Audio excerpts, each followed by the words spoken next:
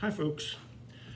I had a really nice script written out for this, and of course, my computer crashed. It's a, one of those real expensive Lenovo things that is about 10 years old anyway. But anyhow, I'm not going to be able to use the script, so let's just talk for a couple of minutes. I think most people watching YouTube like that better than a script anyway. So I want to talk to you about a significant problem that we have in this country with our justice system. And that's, what does a normal middle to lower middle class person do when they find that they've been accused of a crime they didn't commit? Now, I know that there are a lot of skeptics out there who say there's no such thing of being in the wrong place at the wrong time. Even if you didn't commit the crime that you were arrested for, I'm sure you did something else. That's why the police were looking for you. Well, that's not necessarily true. A lot of times what happens is people are targeted because, they are in the wrong place at the wrong time. A lot of times they're targeted because they're the easiest scapegoats. A friend of mine who is an attorney told me one time, dealing with criminal cases at least, he said it's not about justice, it's not about the truth, it's not about who really is guilty or not, it's about winning. And if you've watched any real court cases or served on a jury, you know how true that is. Facts don't matter, it's how we can paint those facts or twist those facts. If you've watched much CSI, on CSI, they keep saying, follow the evidence, follow the evidence. Well, a lot of times what happens is police departments don't follow the evidence. They have a favorite suspect, and they make the evidence follow the suspect. Another big problem is, what happens if you find yourself accused of something you didn't do, and you need an attorney? Well, most of us, if we've gotten angry at someone or a utility company or a bill collector or whatever, we will say, my attorney will talk to you. And most of the time, we don't have my attorney. Who of us can afford to have an attorney on retainer? Unless you've been through a divorce or you've been one of these people who have been accused of a crime, you don't have ready access to an attorney, so how do you choose one? Well, naturally, if you are poor enough, an attorney is provided for you. The Fifth Amendment guarantees you the right not only to not incriminate yourself in a confession, but the right to an attorney if you can't afford one. But there's where the rub comes in, if you can't afford one. Well, the government thinks that if you make more than $25,100 a year and you have a family of four, that you can afford an attorney. Well, first of all, how can you afford to even live on, say, $26,100 a year, let alone afford a $500 an hour attorney? Aside from the fact that you have to pay for the attorney, if there's any investigative work that needs to be done, you got to pay for the investigator as well. Now, the state's attorney or district attorney doesn't have to do that.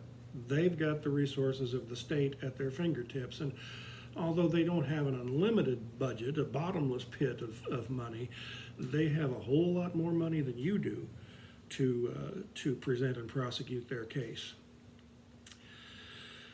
I've just recently written a book that was released in March of this year, 2022, about a case where a woman is convicted or is accused of something she didn't do.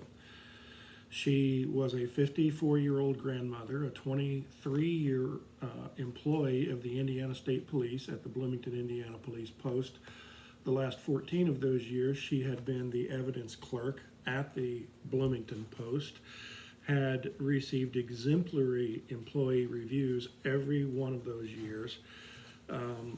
She had, in April of 2016, been told by her oncologist that she needed to quit her job, go home and spend as much time with her family and husband as she could, because she would not see Christmas. She had been plagued with colon cancer the last several years, And because it had spread throughout her body, her oncologist told her that she didn't have but just months to live.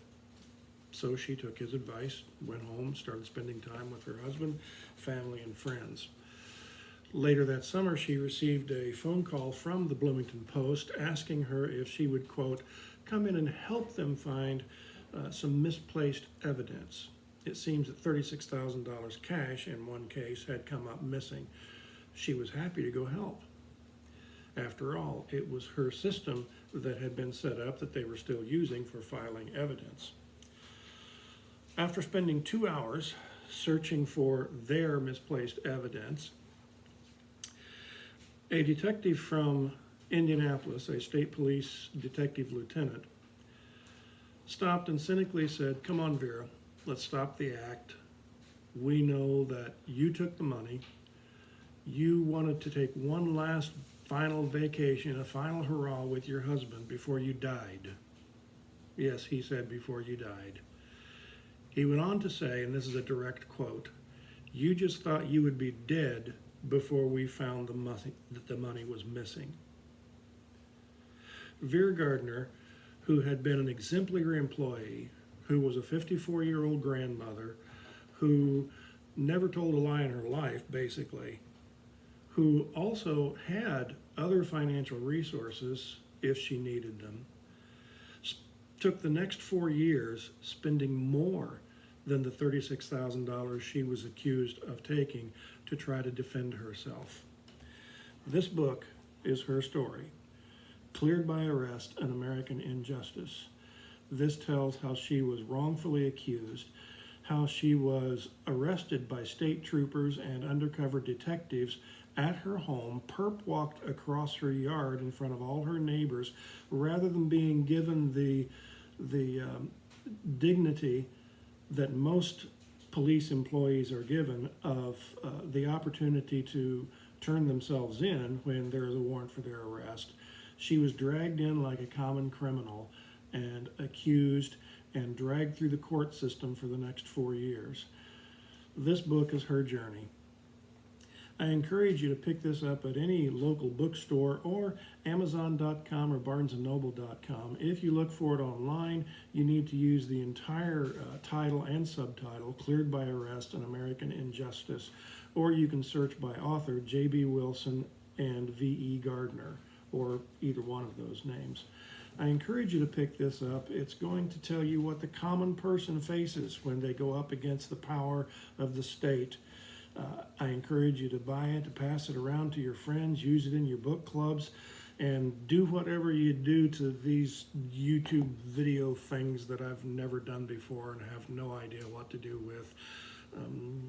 Like or dislike or pass it on, or there's nothing really to subscribe to because this is probably the only one I'm going to do, but have mercy on an old grandpa that doesn't really know what he's doing.